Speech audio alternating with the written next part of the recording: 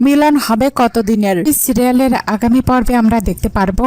এলা বৌদিকে থাপ্পড় মেরে বলেন, কি মনে করো তুমি সহজ সরল ব্যবহার করি বলেই প্রতিবাদ করতে পারি না? তোমাদের কোনো ধারণা নেই। তুমি আগুন হয়ে উস্কাও যদি এলাকে, এলা বারুদ হয়ে জ্বলতে পারে। আর তুমি যে একটা ঠকবাজ এটা আমি অনেক আগেই বুঝতে পেরেছিলাম, কিন্তু আমি কখনো ভাবতে পারিনি যে তুমি নামতে নামতে নর্দমার পাকে গিয়েও তলানিতে নামবে। তোমার ব্যাপারে প্রত্যেকটা লোক এই পাড়ার আমাকে বলেছিল, সাবধান করেছিল। আমি বিশ্বাস করিনি, কিন্তু আমার ভালোবাসা নিয়ে একটাও কথা বলার রাইট তোমার নেই। কি মনে করেছো তোমরা আমাদের মতো মেয়েরা ফেলনা? আমাদেরকে যেভাবে ইচ্ছে সেভাবে ঠকানো যায়, আঘাত করা যায়, অসম্মান করা যায়। ভালোবাসার অভিনয় করে দুদিন ঘুরলাম, স্বপ্ন দেখালাম, তারপর অন্য একজনকে বিয়ে করে নিলাম। দারুণ প্ল্যান। নিজের আগেটা ভীষণ ভালোভাবে গুছিয়ে নিলাম। নিজের মান সম্মান শীত দ্বারা সব তো বেঁচে এসেছো। কোন অধিকারে আমার যোগ্যতার বিচার করো তুমি? মিথ্যা বলার অভ্যাসটা এবার পাল্টাও বদিদা, নইলে কিন্তু বাজেভাবে ভাসবেই। এই ভুলটা না খবরদার করো না। মেয়েরা যদি সর্বস্ব দিয়ে কাউকে ভালোবাসতে পারেই, তাহলে সর্বস্ব দিয়ে মেয়েদের সম্মানও রক্ষা করতে পারেই। মনে রেখো। বৌদি বলেন, তোর সম্মানের আর কি বাকি আছে? তোকে আমি রিজেক্ট করে ছুঁড়ে ফেলে দিয়েছি, তারপরও তোর এত দিমাগ আসে কোথা থেকে? এলা বলেন, তোমার এত দিমাগ কিসের? কি ভাবো নিজেকে শাহরুখ খান? তুমি ছেড়ে দিয়েছো বলে আমি গলায় দড়ি দেব?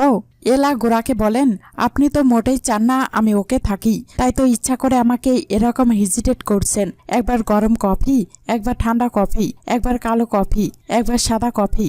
একটু হলে গরম জলটা আমার গায়ে পড়ে যেত না? আমি জানতাম আপনি খিটখিটে আর বদমেজাজি, কিন্তু আপনি যে ডেঞ্জার আছে সেটা আমি জানতাম না। আপনি ভীষণ আনসেফ। গোরা বলেন, অফকোর্সে ভীষণ আনসেফ। ইউর রাইট, কিন্তু আমি নই। আপনার ওই লেডি ফ্যাশন শেষ রাইট। গোরা সেন ডেঞ্জারাস।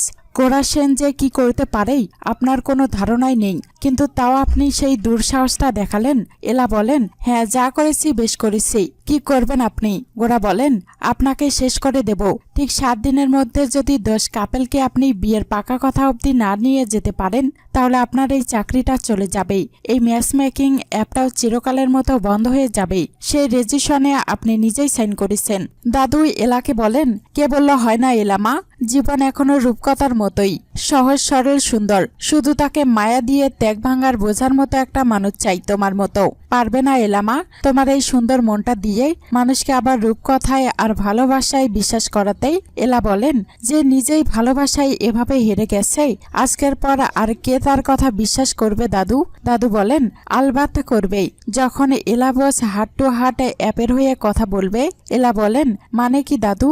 দাদু বলেন, মানে তোমার জীবনের রূপকথার সূচনাটা না হয় এই দাদুই করুক। হার্ট টু হার্ট অ্যাপে মার্কেটিং অ্যাসিস্ট্যান্ট হিসেবেই আমি তোমাকে অ্যাপয়েন্ট করলাম। এবার প্রমাণ করে দাও এলামা যে তুমি হেরে যাওনি।